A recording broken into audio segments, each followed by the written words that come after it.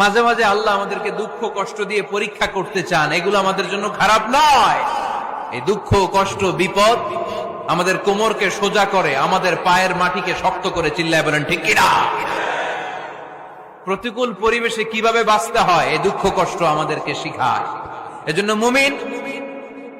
মুমিন বান্দার বৈশিষ্ট্য হচ্ছে দুঃখ কষ্ট বেদনা জ্বালা এগুলোতে সে আপসেট হয় না, সে হাল ছেড়ে দেয় না, সে ভরসা রাখে একজনের উপর। চিল্লায় বলতে হবে তিনি কে?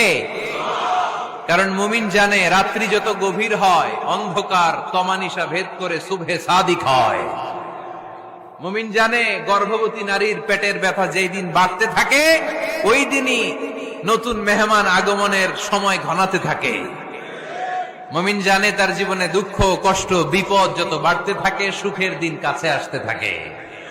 এজন্য মুমিনের হারাবার কিছু নেই। কষ্টের পরেই আছে আনন্দ, দুঃখের পরেই আছে সুখ।